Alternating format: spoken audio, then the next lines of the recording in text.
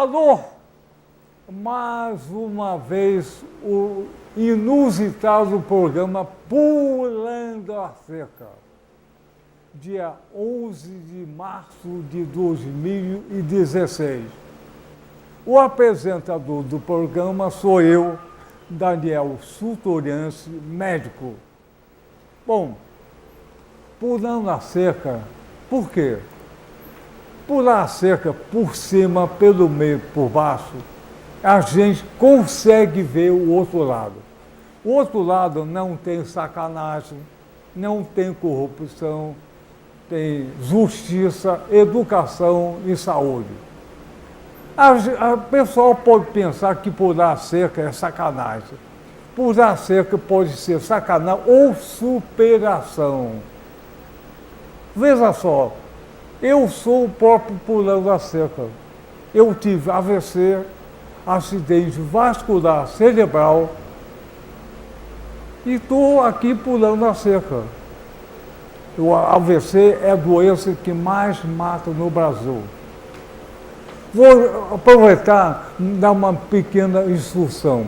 Quando a pessoa tiver um AVC, é uma coisa grave, fica caído no chão, não consegue nada, fica assim. Aí você pergunta, põe a língua para fora, assim, ele não consegue. Põe o braço levantado, não consegue. Fala uma frase, pulando a cerca, não consegue.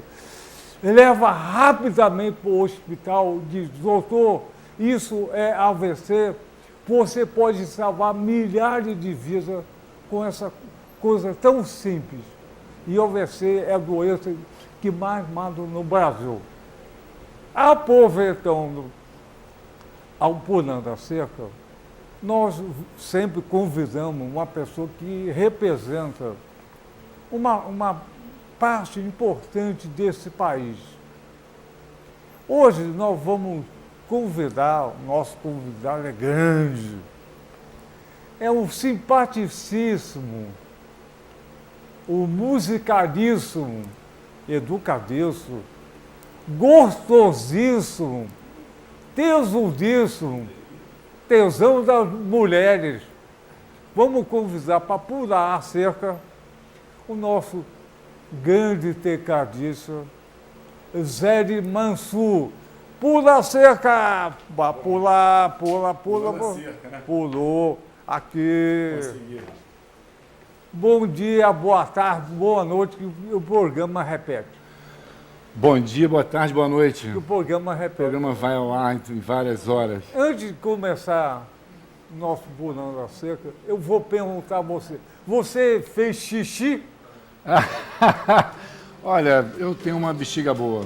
Bexiga boa? É, eu tenho uma bexiga boa, ela demora bastante, estou tranquilo. Normalmente o pessoal faz xixi antes do programa. Eu me supero, vamos para frente.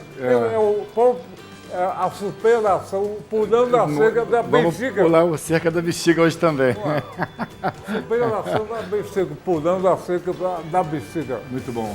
Ô Zé, qual é a tua idade? Eu tenho 52 hoje. Olha, garoto, eu tenho 95. Menino, né? Não, você é garoto, eu tenho 95. Em cada perna, não? Nas duas. Não sei. Olha só, e você nasceu aonde? Eu sou de Niterói, sou daqui mesmo. Minha família tem origem italiana e origem síria, mas todo mundo veio para cá na época da Segunda Guerra e tal, e eu já aportei aqui direto. E você morava onde quando era garotinho? Aqui no Ingá. Eu comecei do 0 aos 5, eu morei a 4 quarteirões aqui atrás, no Ingá. E como é que foi a tua infância no Ingá naquele tempo? Era outro mundo, né? A gente podia, com 5 anos de idade, a gente podia jogar bola na rua, a gente podia se divertir, a gente podia... Não havia essa preocupação que tem hoje com relação à segurança, é claro. Era uma vida muito mais, assim, despojada, né? E você pulava a cerca? Olha, quando criança? Isso é meio polêmico. Quando criança, com certeza. E qual cerca você pulava? Tinha aqui, quando eu morava aqui, tinha muito... A rua era sem saída, tinha uns locais, assim, de mata virgem e tal, e a gente brincava de pular cerca lá. Ah, é? A tua família é grande? É, bastante. Primo e prima? Dos dois lados, tanto por mãe quanto por pai. E você brincava de médico com as primas? Veja bem, essa passagem é só para ver se estava com febre. Ah, só com febre. E na Mata Virgem, brincava de médico? Veja bem, o assunto está ficando bacana. Com vermelho. Com vermelho. Veja bem, brincar de Mata Virgem mais tarde, né, um pouquinho. Mas você pulou a cerca na Mata Virgem. Na Mata Virgem. Atlântica. Com a coleguinha. Sempre tem as amigas, claro. Mas não era para tirar a febre, não, né? A gente parava por aí. Parava? A ingenuidade da época não levava tanto. E depois? Aí tem história pra caramba. Aí era uma vez, né? Era uma vez. Olha só, Zélio. Eu vou colocar o seguinte. Eu estou falando com o Zélio Mansur era tecladista do grande Ed Mota. Foi uma passagem. Foi uma passagem, ele tocou com muita gente, mas o Ed Mota é uma pessoa especial, né? Sim, sim. Tanto pela largura como pela inteligência. Eu tenho 3 artistas assim que eu gosto de ter passado assim na carreira deles, né? Eu fui diretor musical da Zélia Duncan também e toquei com a Sandra de Sá. Os 3 numa média de 2 anos, 2 anos e meio em cada um. E foram passagens interessantes que eu conheci o Brasil inteiro e a experiência de lidar com artistas de nome e essa coisa da relação com gravadora, de produzir material para gravadora, isso foi um período bem interessante Vamos voltar à adolescência. E na adolescência, como é que foi? Musicalmente eu comecei a tocar com 12, né? Comecei a tocar violão com 12 anos de idade, mas já vinha com 6, 7, já cantava junto com disco, já... Eu lembro que minha mãe ficava chamando a atenção dos amigos, assim, da minha musicalidade, era afinado e tal. E com meu primo, né? Meu primo, chamado Paulo Leonel, também tem um disco muito bonito, daqui de Niterói, fez pela Niterói Discos. E eu e a irmã dele, a gente ficava fazendo coreografia de Michael Jackson com 7 anos de idade, 6, 7 eu tocando guitarra numa espingarda de madeira. Então a gente já tinha esse espírito musical desde menino. E comecei a tocar com 12 anos de idade e dali continuei, a vida foi embora. Ô Sérgio, a música entrou em você ou você entrou dentro da música? Eu acho que houve uma simbiose, né? Na medida que eu fui... eu não sei quando eu realmente me interessei pela música, eu era muito novo, interessado no sentido de absorver de uma maneira diferente, né? Perceber uma esfera, enfim, começar a notar algo, uma outra linguagem, que existia uma outra linguagem na música, foi muito instintivo. E as coisas foram acontecendo ao longo da minha história, né? Então você falou que a tua mãe incentivou muito a você. Bastante, bastante. Do contrário do meu pai, gostava de ver a gente tocar, mas ele achava que a gente tinha que ter uma carreira assim... Formal. Mas tudo bem, eu até entendo a parte dele. Queria que a gente fosse advogado, queria que a gente escolhesse um caminho. Eu até cheguei a fazer matemática e fiz comunicação. Foi ótimo fazer comunicação porque me serviu para muita coisa, assim, no sentido do que eu trabalho hoje, né? Eu trabalho em produtoras, faço publicidade também, que é um assunto que a gente pode botar mais para frente. Sim. Mas ter feito comunicação me ajudou muito, inclusive na questão da composição. Eu componho desde cedo. Minha madrinha, por exemplo, é mestrada em literatura, Maria Alice Aguiar, tem livros infantis publicados e tal, e ela me ensinou muito essa coisa da parte poética, no instinto de escrever e se soltar, né, musicalmente nessa coisa da escrita. Então, na adolescência, você pulou a cerca também? De alguma forma, transgredi. Não, pulou a cerca, de pular a cerca e musicalmente você Sim. avançou. Eu acho que a música foi uma pulada de cerca de uma escolha, né? Uma escolha instintiva da minha parte. Né? Não acredito... Eu não digo que eu resolvi ser músico, a música veio vindo na minha vida como que por osmose. Então você, naquela época, todo mundo tinha um conjunto. Sim. Qual é o teu?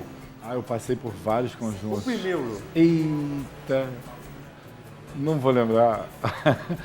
Mas já tive passagens interessantes. Já tive várias bandas, várias bandas. Já toquei em muitos lugares. Nossa, eu estou tentando lembrar o nome de alguma. Tinha uma que era Armazém 22, que era uma, música, era uma banda de instrumental de jazz, que eu estudei também bastante, que é um assunto também um pouquinho mais para frente. E tinha uma outra também chamada Garagem, que era uma banda de cover que eu fazia quando era garoto pelos bares de Niterói e tal. Mas já passei por muita banda, já toquei, já passei por bandas do Rio de Janeiro, já tive uma beira de ter contrato com gravadora com bandas em formação, né?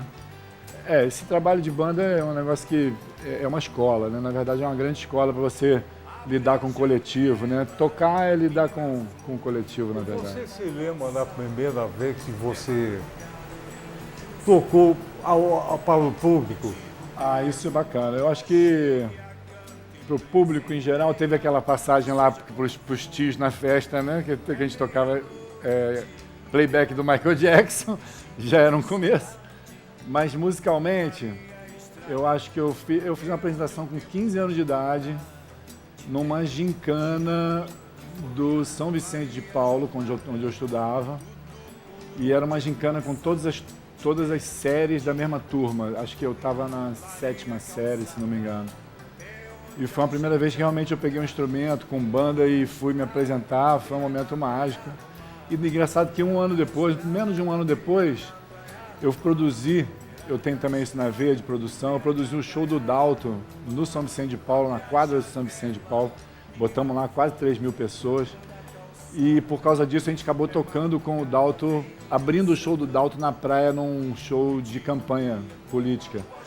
Então eu me vi com 17, 18 anos de idade tocando na praia de Caraí para, sei lá, devia ter 10.000 pessoas, 20.000 pessoas e muito novo, cantando músicas minhas.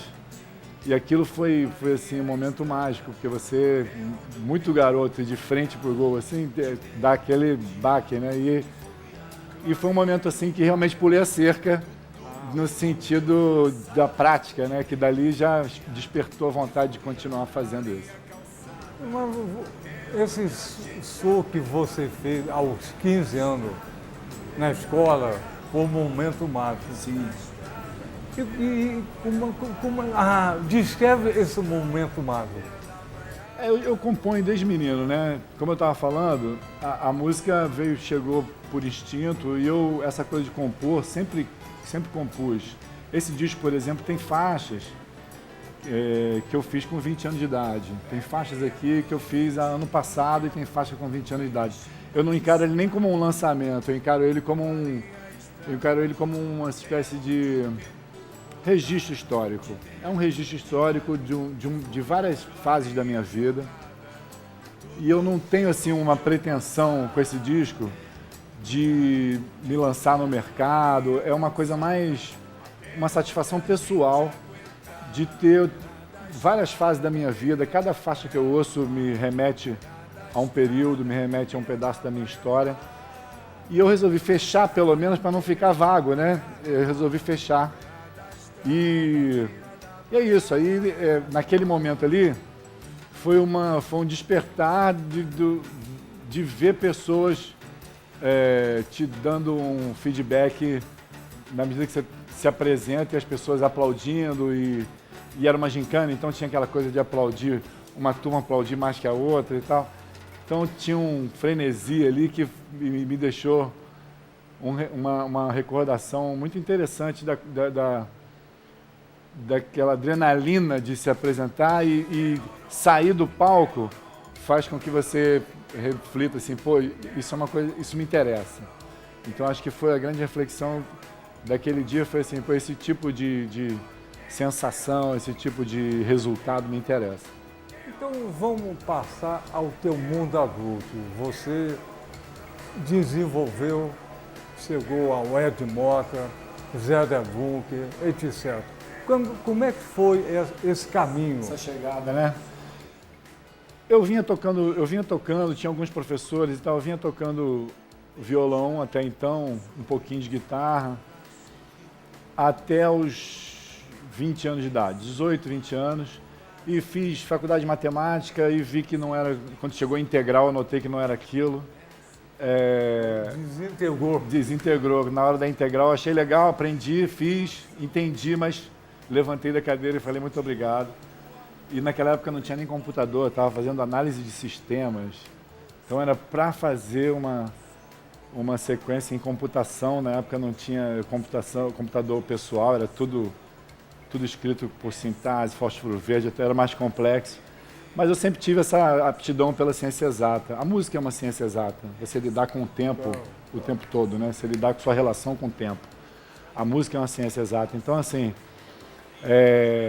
fiz matemática, não quis, fiz comunicação, levei por um bom tempo, mas tinha o instinto de ser músico e resolvi estudar de verdade como se fosse uma faculdade. Aí entrei para um curso de um professor que se formou em Berkeley, chamado Sérgio Benevenuto, que é meu guru, e eu levei, o tempo que ele se leva numa faculdade, eu levei ali naquele curso, 6 anos com ele, aprendendo de tudo, harmonia funcional, técnica de composição, improviso, orquestração, arranjo para violino, arranjo para sopro. Eu fui me especializando na música em todos os sentidos, porque eu encaro a música como uma ciência, eu não encaro só como um veio artístico. Na medida que eu escolhi ser músico, eu resolvi entender de todo o universo musical para poder pisar com propriedade na música, né? Não é uma coisa assim, o artista, né? A pessoa resolve ser artista, domingo não é ninguém, segunda-feira resolve ser artista. E não é bem assim, eu resolvi ter fundamento e estudei a fundo, fiz vários workshops com músicos internacionais, com Hélio Delmiro, com Pat Messini, com Lyle Mays, com, enfim, uma infinidade. Muita gente, não vou me lembrar agora. Fui a todos os free jazz, as edições na época. Então eu estudava muito, estudei um bom tempo. E me envolvi naquele período em vários setores, não só na música como composição, como acompanhando artista, mas fazendo trilha sonora para teatro, para cinema, para televisão.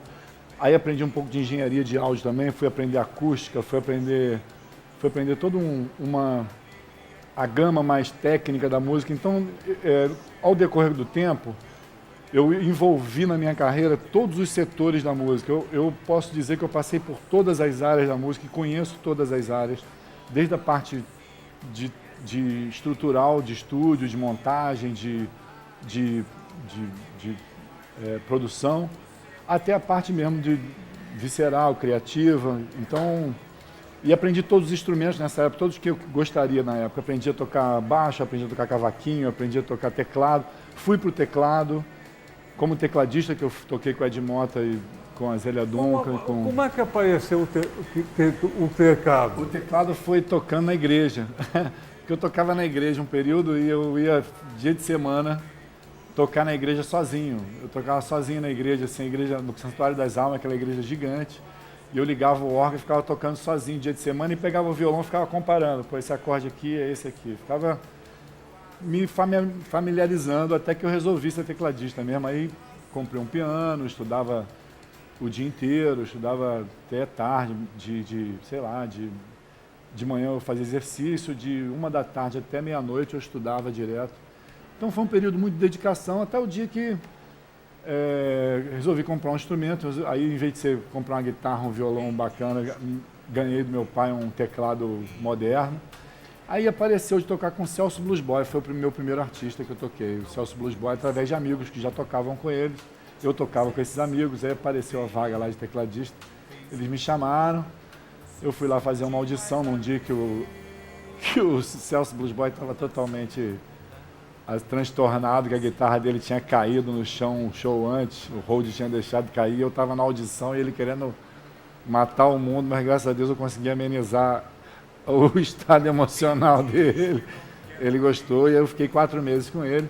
Aí daí para frente foi assim, do Celso Blues Boy eu fui para o Ed, logo no lançamento da Conexão Japeri, fiquei como Conexão Japeri. Ele convidou você? Foi também através de indicação de amigos. Foi um tecladista que tocava com ele, chamado William Magalhães. E ele ia sair para tocar com a Marina, se não me engano, ou o Gilberto Gil. E tinha que botar alguém e ele me sugeriu minha entrada e eu, mesma coisa, fui fazer uma audição. E com o Ed Mota foi interessante que eu fiz uma audição na terça-feira. Na quarta-feira de manhã eu estava no aeroporto indo fazer o último Perdidos na Noite do Faustão. E a gente, de manhã, 10 horas da manhã, estava no Santos Dumont, às 3 da tarde a gente já estava no Rio de Janeiro de novo, para mim, menino ainda. Aquilo foi uma mudança de fuso muito significativa, porque nunca tinha ido, vou ali a São Paulo e já volto, né? Então já foi uma experiência em termos de turnê, assim, bem relâmpago. E fiquei 2 anos e meio ali com ele, do Ed. Fui para Niterói Discos, produzi para Niterói Discos muita coisa, produzi 60 discos como engenheiro, como produtor, como arranjador, que aí eu já estava com toda aquela bagagem de estudo definida. Aí fui arranjador de 60 discos na Niterói Discos, passei por vários artistas, todos os discos, graças a Deus, todos os artistas gostaram dos seus resultados, isso para mim é bacana. E logo depois disso eu fui tocar com a Zélia Duncan, mais 2 anos e tal como diretor musical. E saí da Zélia, fui para Cancún tocar nesses hotéis assim, tipo Brasil, meu Brasil brasileiro. Hotel Parreuco. Aqueles hotéis de Cancún. Foi uma experiência engraçada também. E eu cantava lá também, né? A empresária às vezes não tinha. Pô, não tem cantor? Eu falei, eu faço. Mas tinha umas músicas que eu não sabia. E como era para cantar para gringo, eu cantava qualquer coisa. Falava... Canta um pouquinho aqui, para gringo. Na hora eu fazia um negócio meio assim. Por exemplo, eu não sei a letra agora, mas ninguém está entendendo. Aí os músicos caíam para trás, todo mundo caía para trás. Eu estava cantando para italiano, para inglês ver, né? Literalmente para inglês ver. E fazendo sucesso. E todo mundo curtindo, dançaram mãos para o alto e tudo bem. Aí quando voltei para Sandra de Sá. E dali da Sandra, eu tive um hiato grande com a música. Tive um hiato assim porque eu fui trabalhar em Angola. Fui logo depois trabalhar em Angola, levei 2 anos trabalhando em Angola em comunicação e publicidade. E trilha sonora também, fazia trilha para um programa de TV que reportava a Guerra Civil. Eu fui para Angola na época da Guerra Civil.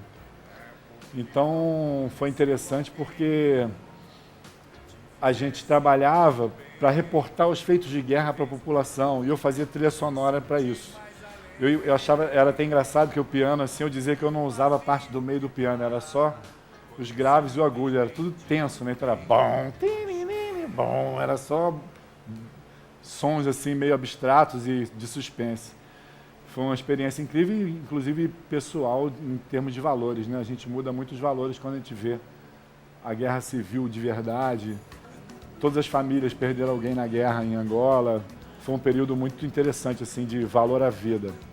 E ali, aí o motivo de eu ir para lá é porque ali me sobrou algum tempo e eu resolvi fazer um disco. Foi o primeiro momento que eu não parei de trabalhar para terceiros e resolvi fazer um disco inusitadamente, porque antes de ir para lá, eu me separei do meu casamento junto com um amigo meu e a gente acabou morando no mesmo apartamento, dividindo apartamento. Como é que é? A gente dividiu apartamento, parceiraço. E ele compôs, ele ainda muito querendo voltar ao casamento, ele fez umas poesias e eu dali fiz uma composição em homenagem, assim, para amenizar o ambiente. Eu fiz uma homenagem e compus uma música. Dessa música, um outro amigo meu fez outra poesia, eu fiz outra música. Aí fui juntando e peguei algumas músicas minhas. Em 2000, esse disco já estava estruturado. De alguma forma, esse disco já estava estruturado.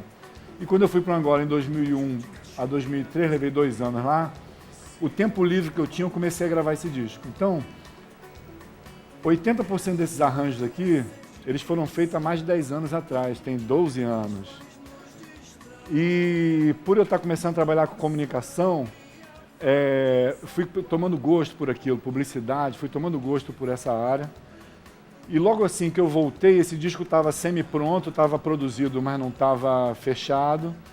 Mas a minha vida deu uma guinada muito grande, que de lá eu comecei a trabalhar em televisão, conheci um diretor, gente fina lá, amigaço meu, Ajax Camacho, que hoje é da Rede Globo também.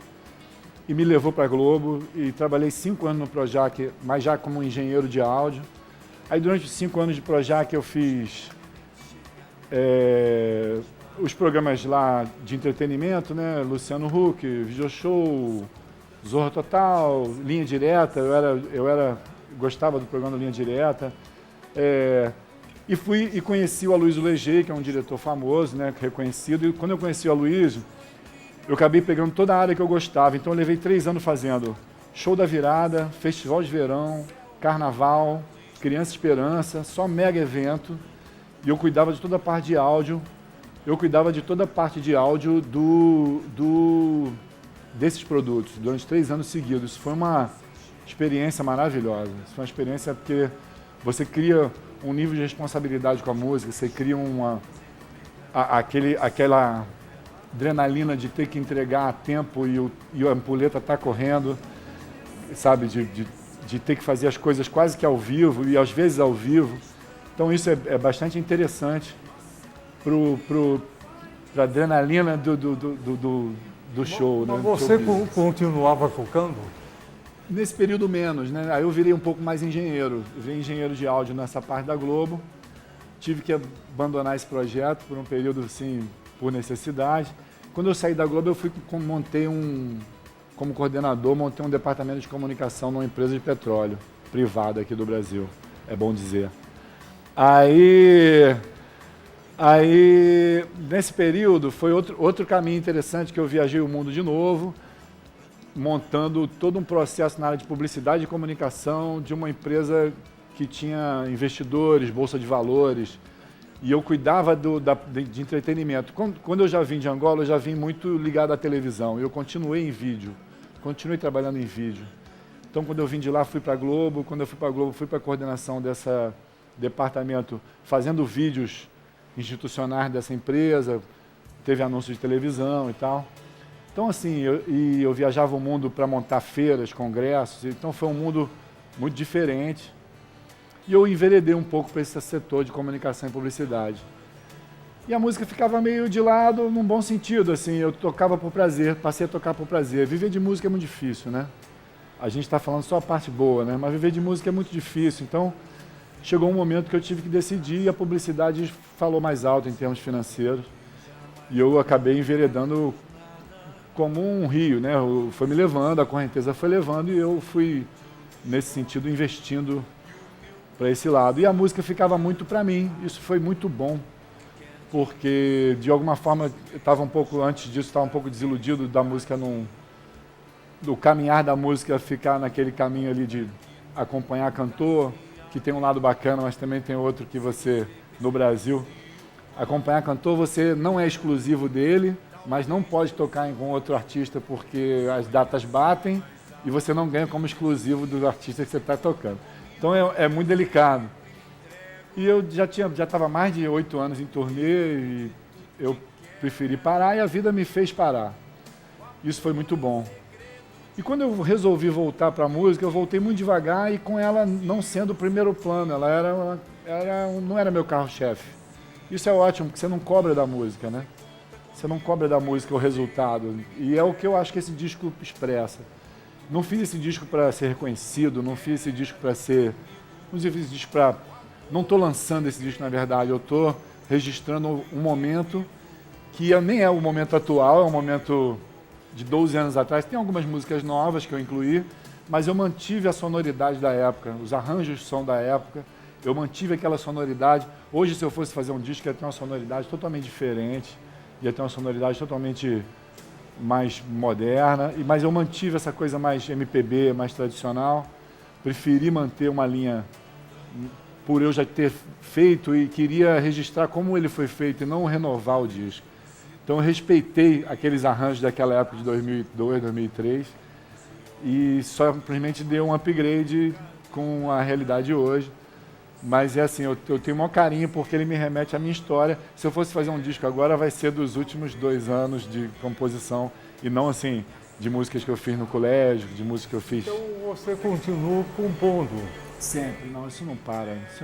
Enquanto houver relações, a gente vai compondo. Isso é legal dizer, é um disco só de música romântica, é só de músicas que falam do coração, não tem nenhum tema além disso, mas ao mesmo tempo não tem estilo. Cada faixa é um estilo, até para representar um pouco minha musicalidade, os arranjos são meus, a produção. todos os instrumentos, fui eu que toquei, não tem convidados nesse músico, porque eu estava em Angola.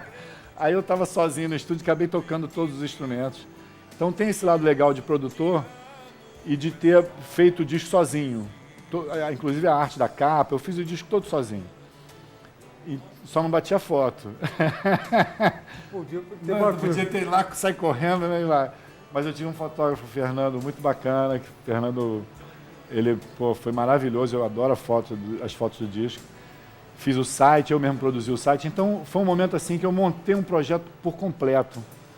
E assim, eu expresso nele minha história musical, desde menino até hoje. E olha só, Zé, e agora?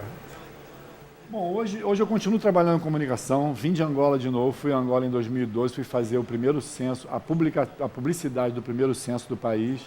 Levei 2 anos lá fazendo isso, aí já tudo mudado, né? A guerra já tinha acabado, mais de 10 anos já de reconstrução, então Angola mudou muito, ainda precisa de muita coisa, mas mudou muito, e já é um outro universo, outra realidade.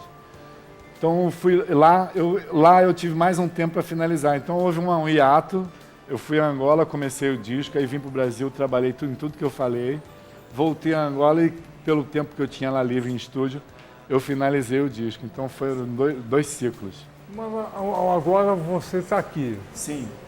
E agora? Agora é o seguinte, eu trabalho com mídia de forma geral, né? Eu fui aprendendo com televisão, eu sou editor de vídeo, e a época do Projac também foi muito boa, porque a Rede Globo vista de dentro para fora, ela é muito interessante porque ela tem muitos benefícios. Você lá dentro tem várias condições, descontos em várias entidades e órgãos, né, e comércio no Brasil todo.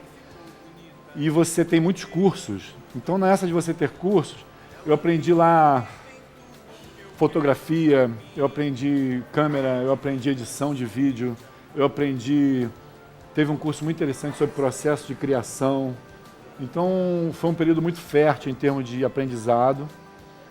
E com isso, eu quando saí do Projac, eu montei minha própria produtora e eu passei a trabalhar com mídia de forma geral. Então hoje eu trabalho com vídeo, com áudio em termos de música ou áudio em termos de produção.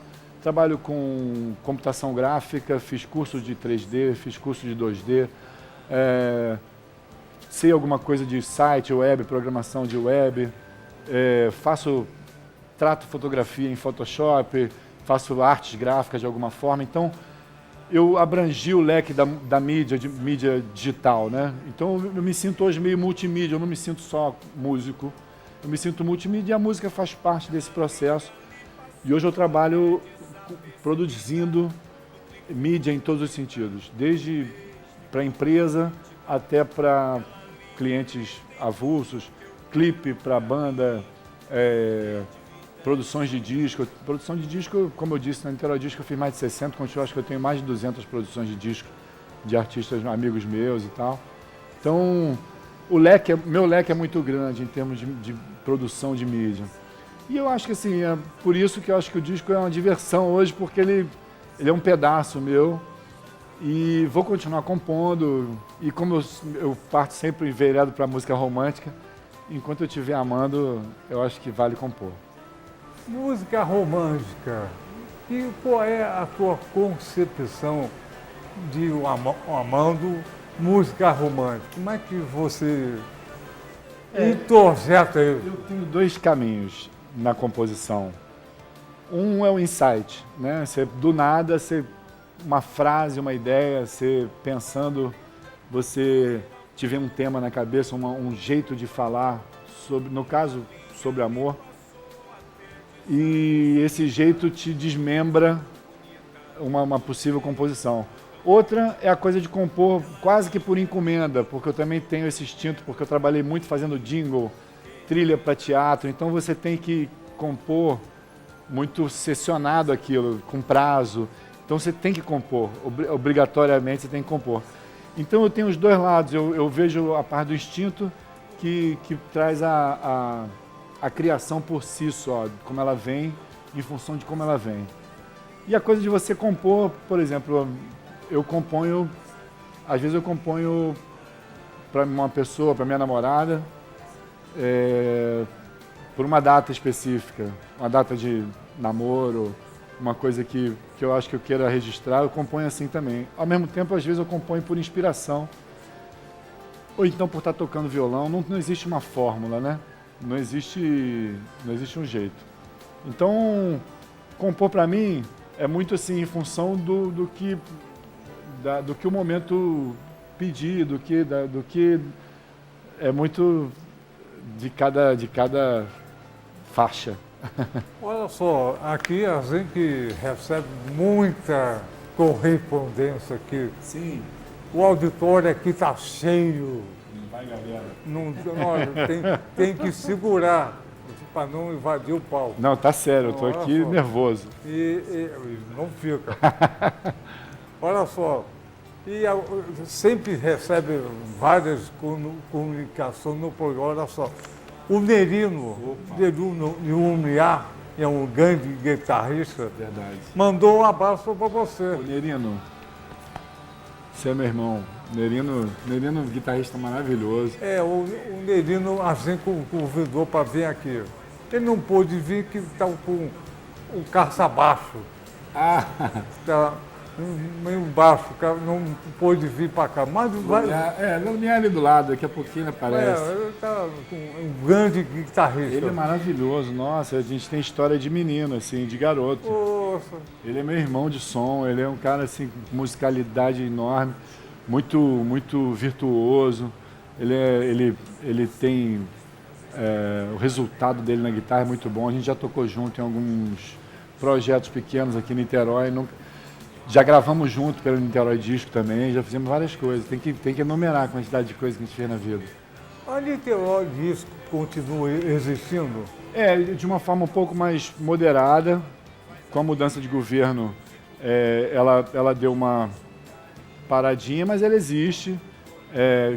Pelo que eu sei, quando entrou agora o último governo, agora a prefeitura, me chamaram para uma reunião para falar da Niterói Disco, eu estive lá e conversamos sobre, eu dei minha opinião, o que poderia ser construtivo para a continuidade do projeto. Acho um projeto interessante, acho um projeto assim, pelo menos uma oportunidade do artista da cidade ter uma tiragem, né? Ter uma tiragem de disco, que hoje não está muito difícil, hoje os home studios, como são chamados, tem como você produzir o disco a baixo custo. Então acho que é um projeto que deveria seguir nos moldes, no conceito. A única ressalva, assim, uma crítica positiva que eu tenho para dar é que a cidade podia saber mais desses artistas, desses discos. Pouca gente conhece o projeto em si, ou tem disco, se não for doado pela pessoa e não, por exemplo, um quiosque no Campo São Bento só com disco da Niterói Disco, coisas pequenas que façam o transeunte, o niteroense poder ter um pouco, conhecer o universo dos discos que foram feitos, que são mais de 200 e são maravilhosos, são muito legais, são discos que vale a pena ser ouvidos. Dos que passaram por mim, mais da metade eu assino embaixo assim como disco de coração. Zélio, então vamos parabenizar a mamãe que incentivou você. Ela é linda, a mamãe é linda. Está no céu olhando pela gente. Não, está aqui. Está aqui agora, pulou a cerca com a gente, está certo. E vamos parabenizar, eu achei do cacete, o padre que deixava você sozinho tocar o órgão, aquela coisa enorme. Muito bom. Eu estudei no São Vicente também e eu fugia na hora do recreio para tocar um órgão que tinha lá na igreja de pedalinho.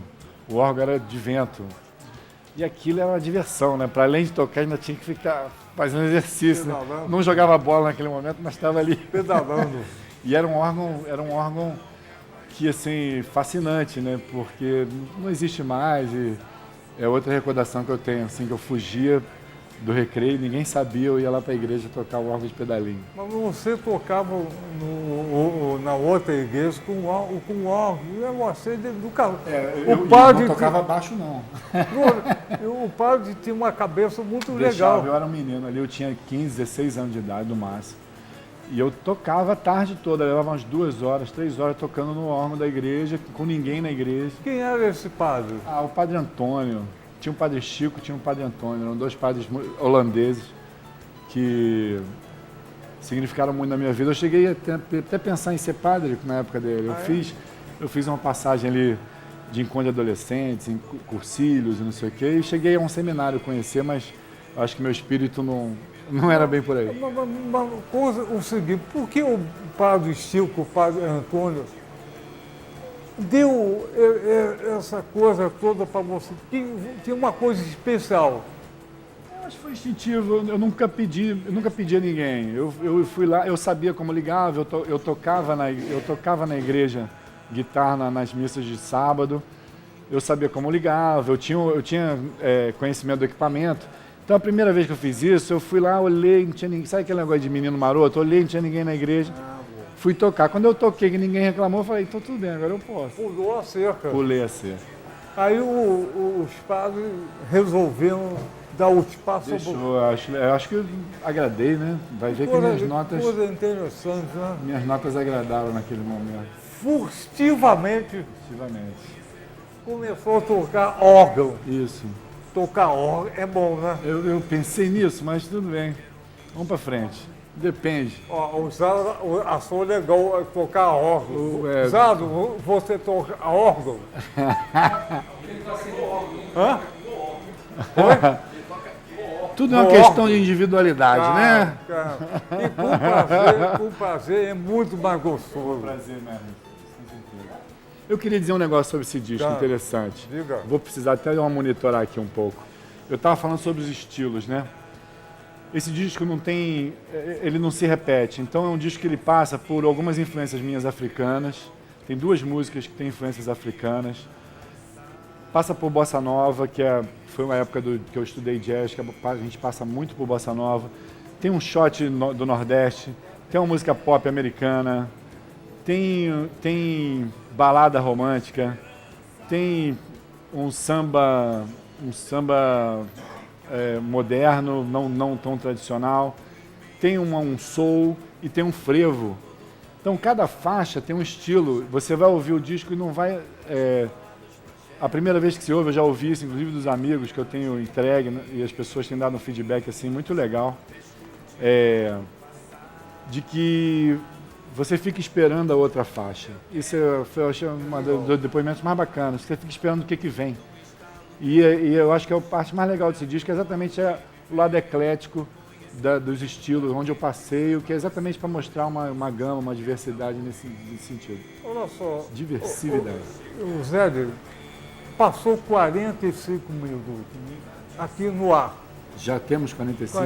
Passou rapidinho. Nossa, já foi. Eu achei que a gente ia falar um mundo. 15 minutos no dentista são 5 horas, né, de dor. É verdade. De angústia. E 1 hora num hotel não há nada. É pouco também. Olha só, fazer um programa em 45 minutos inteiro, e você falou à vontade. Poxa, eu adorei. Pois é. Acho que você me conduziu, na verdade. Não, foi a música. A música do coração. Vamos dar de presente para ela. A música do coração. É verdade. É do coração, essa é. Olha só, Zé, acabou o programa que dura 45 minutos. Então, quando a gente termina o programa, sempre a gente canta uma música. Ah, é? Você vai cantar, olha só, 1, 2, 3, pulando a cerca com você. Com o disco?